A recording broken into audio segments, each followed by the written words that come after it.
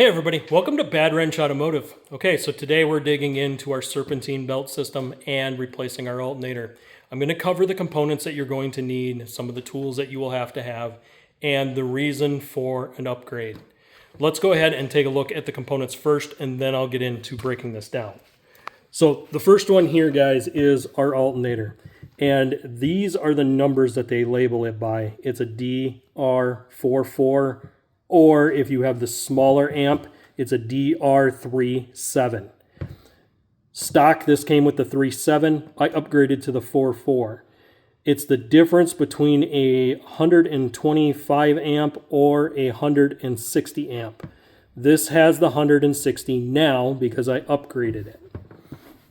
I also replace my idlers whenever I do this, and I replace the belts. Because if I'm spending this kind of money on an alternator, I want to make sure that I don't have any future problems with that. I also replace my belt tensioner.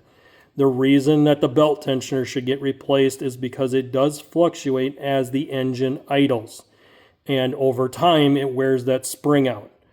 Replacing these three components together with the belt ensures that you have the best setup possible. If you guys need the routing on the belt, make sure you guys draw a diagram on how this works. But if you have a setup like mine, it will go down around the crankshaft. Actually, we'll start here and we'll trace it. So from the idler pulley, it comes up, goes around here, down, over the power steering pump, around the water pump, down to the balancer, up and over to the tensioner, and then back under the idler. When I'm reinstalling the belt, I will not have this on. I will take this off. This is my air intake tube. So I remove this clamp, I remove this clamp, and I remove my connection here for my hose. I then lift this up and slide it past this prong and pull that off. With this off, it gives me access to put a ratchet onto my tensioner, and this is where I slide the belt on and off from. So I make sure I'm on every pulley except for this one, and it basically comes down through here like this until you release the tensioner. Once you pull that tensioner back and take the tension off, you can slide the belt under and you're good to go. So some of the sockets that you're going to need is basically going to be a 15 millimeter. I use a long handled ratchet, such as one of these.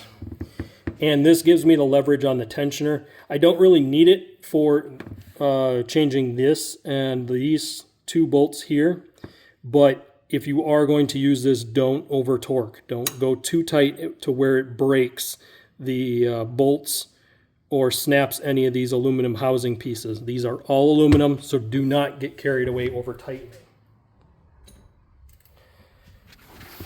That being said, you will have some connections on the back of the alternator. So you'll have one 10 millimeter bolt on the back side. This is for the main power cable. Make sure you inspect this cable and that it looks good. If you got any questions about it, make sure you look at it and then decide if you're going to replace the cables. This one you would have to replace all of them because they all go over there to the battery post. One will go down to the alternator. The other one comes over here to the alternator to recharge the battery and supply power to the vehicle. This connection here is for voltage regulation. If it doesn't need the full amps that this thing's putting out, it will dial it back through a regulator. That regulator is basically the computer adjusts it from this point. So this connection needs to be clean and in good shape. If it's broken, make sure you put a new pigtail on this. You can rewire this back in through this wire right here. So this wire right here, you can wire in a new pigtail if this connector has gone bad. Remember, connectors have a cycle life, guys. The more you clip them on and off, the sooner you have to replace this connection. If this connection gets loose, you will have voltage issues and it will kind of throw weird stuff. The reason I replaced this alternator originally is my voltage was kind of bouncing around. It would be high, then it would be low, and it really wouldn't stay near the 14 volt. It would either want to be over or way under. And at one point I was getting down to about 13 amps, and usually 13 is a red flag that you need to change out your alternator. So I did that, got that all straightened out. Now with that battery over there, that's only about a year old, I'll get my full 5-year life out of that battery because I actually got a good alternator working in here. So that's the key parts that you guys need to know. Guys, doing this process, you can do this in your own driveway. You can do this in your own garage. It's basic hand tools. A 15mm socket, a long-handled ratchet, a screwdriver to loosen up the hoses on your intake tube, and you can literally take this out, put all the new parts back in. It should only take you about an hour and a half. So pretty basic repair. An hour and a half is going slow. If you've done it before, you could probably do this in less than 20 minutes. I've gotten pretty proficient at it, and I can usually knock them out in about 15 to 20 minutes. But it does take some knowledge on how to do that, and you got to get familiar with it to speed up. But usually I give people about an hour and a half on this. Very basic to do. Real easy upgrade. Now, why would we do this upgrade? Well, let's say we were going to pull a trailer with this pretty consistently, and there was quite a bit of lights on the trailer. We would want an upgraded alternator.